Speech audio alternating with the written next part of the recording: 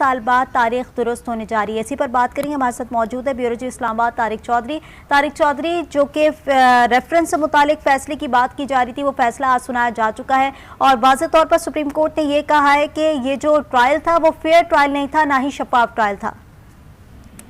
جی بالکل، یہ بات ذوالفقار علی بھٹو صاحب کی پھانسی 1979 سے آج تک پاکستان کی عدالتوں میں، پاکستان کے میڈیا میں اور پاکستان کی عام سوسائٹی میں زیر بحث تھی. ایک بہت بڑا طبقہ ہے پاکستان کا جس کا خیال تھا کہ ذوالفقار علی بھٹو صاحب کو ناحق سزا دی گئی، دباؤ کے تحت سزا دی گئی، اور جو جرم ان پر لگایا گیا تھا، جو دفعہ ان پر لگائی گئی تھی یعنی 109، اس میں کسی کو سزا نہیں دی جا سکتی. یہ پاکستانی دنیا کی تاریخ کا پہلا موقع تھا کہ قتل کی معاملت کے کیس میں کسی شخص کو پھانسی دے دی گئی.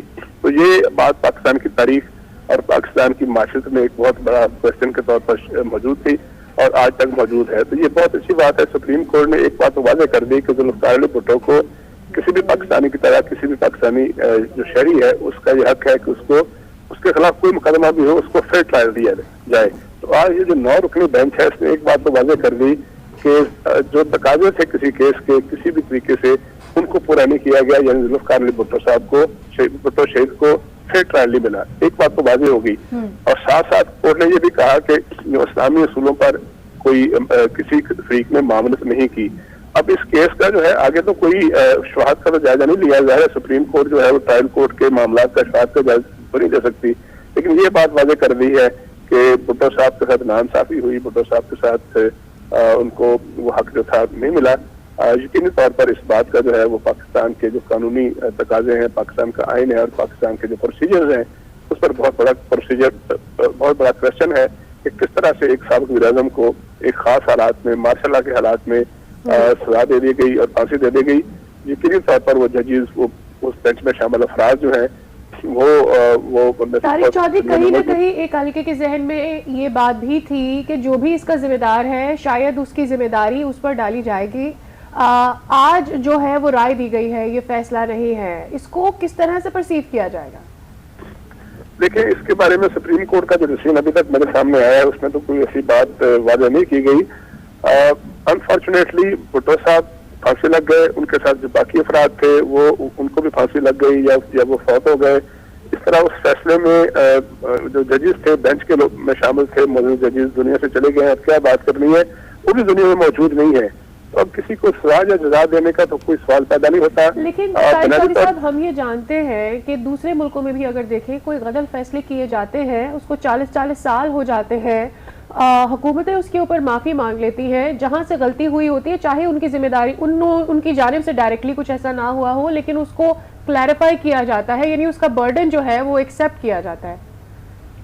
دیکھیں، یہ تو ایک اخلاقی بات ہے نا کہ اس وقت کی جو مارشل لا کی حکومت تھی اس کے جو لوگ ابھی زندہ ہیں یا جو اس فیصلے میں شامل ہوں گے یا جنہوں نے دباؤ ڈالا ہوگا ان میں سے کوئی آگے آئے اور آگے آ کے کہے کہ جی ہاں ہم نے زیادتی کی، ہم نے غلطی کی، ہم نے ناانصافی کی. اب اس وقت جو مارشل لا کے چیف ایڈمنسٹریٹر تھے ضیاء الحق صاحب جو ہے وہ بھی شہید ہو چکے، وہ بھی جا چکے دنیا سے. جو اس وقت کے بڑے امپورٹنٹ لوگ تھے، ڈیسیژن میکر تھے، ان میں سے زیادہ تر دنیا میں موجود نہیں ہیں. سپریم کورٹ کو اس بات پہ میں یہ نہیں کہہ سکتا اپنے طرف سے کہ ڈائریکشن دینی چاہیے نہیں دینی چاہیے، لیکن اگر مزید کلیئرٹی آ جاتی، یہ کہہ دیا جاتا کہ وہ فیصلہ دباؤ میں لیا گیا تھا یا ان پر کوئی غیر مرئی دباؤ تھا، انسین دباؤ تھا، انویزیبل دباؤ تھا، تو شاید بات اور کلیئر ہو جاتی. لیکن ذوالفقار علی بھٹو صاحب کے حد تک میں سمجھتا ہوں کہ تاریخ کی عدالت میں اس طرف وہ ہو گئے ہیں. سپریم کورٹ نے کہہ دیا ہے کہ ان کے ساتھ انصاف نہیں ہوا، فیئر ٹرائل نہیں ملا. اور جس شخص کو بالکل طارق چودھری، یہ واضح طور پر تو انہوں نے کہہ دیا کہ شفاف ٹرائل نہیں ہوا اور یہ فیئر ٹرائل نہیں تھا، لیکن ساتھ انہوں نے یہ بھی بات کی کہ تاریخ کے کچھ فیصلے ایسے ہیں جس کی وجہ سے صورتحال سامنے آ رہی ہے. یعنی تاریخ میں اور بھی ایسے بہت سارے فیصلے ہوئے ہوں گے جس کی وجہ سے جو ہے جو اب ہم دیکھ رہے ہیں چیزیں ڈیولپمنٹ کے طور پر ابھر کر سامنے آ رہی ہیں، وہ پہلے ہو چکی ہوں. دیکھیں، کوئی ایک فیصلہ تو نہیں ہے. اس کانٹیکسٹ کو اگر ذہن میں رکھیں، جب ملک میں مارشل لا تھا اور ذوالفقار علی بھٹو صاحب جو تھے ان کو پھانسی دی گئی، ہزاروں ایسے نوجوان تھے جو پاکستان سے چلے گئے، جلاوطن ہونے پر مجبور ہونے پڑا اور وہ وہیں مر گئے. کوئی گمنام زندگی گزاری اور ان میں سے شاید کوئی زندہ ہو آج تک پاکستان واپس نہیں آئے.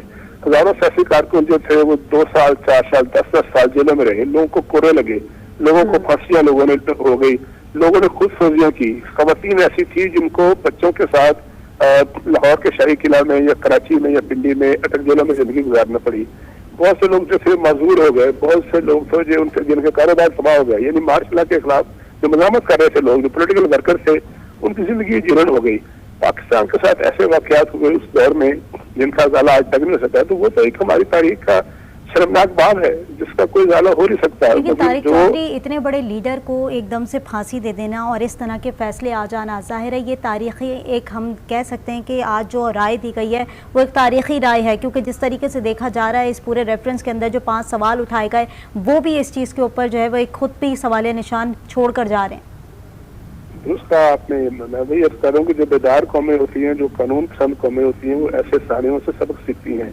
آپ نے بالکل درست کہا کہ کئی قوموں کی زندگی میں ایسے واقعات ہوئے ہیں جہاں لوگوں نے 40 سال بعد 50 سال بعد کسی لیڈر نے اخلاقی جرات کا مظاہرہ کیا, وہ منظر عام پر آئے اور آ کے انہوں نے کہا کہ میں نے فلاں کام جو کیا تھا غلط تھا, میں اس پہ معافی مانگتا ہوں, میں نے جرم کیا تھا. ہمارے یہاں تو اس طرح کی باتوں کو تسلیم کرنے کی عادت نہیں ہے. یہ بھی بڑی تاریخی بات ہے کہ پاکستان پیپلز پارٹی نے باقاعدہ طور پر صدارت سے ریفرنس بھیجا جب اسد زرداری صاحب صدر تھے, اور وہ مسلسل صبر کے ساتھ لگے رہے, فالو کرتے رہے. یہ کیس جو ہے قاضی فاضل صاحب کی عدالت میں کئی سالوں کے بعد دوبارہ آیا. یعنی اسد زرداری صاحب نے 2012-13 میں جب وہ صدر تھے ریفرنس فائل کیا, اس کو لٹکایا جاتا رہا بجائے اس کے کہ اس کا فیصلہ کر دیا جاتا ہے. تو ہمارے ہاں اپنے جرائم سے آپ کا بہت شکریہ. آپ کی رائے دوبارہ آپ سے رابطہ کریں گے اور جانیں گے. بیورو چیف اسلام آباد طارق چودھری ہمارے ساتھ موجود تھے. آج صدارتی ریفرنس کے اوپر چیف جسٹس نے اور سپریم کورٹ نے اپنی رائے دی ہے جس کے اوپر ہم تجزیہ حاصل کر رہے تھے.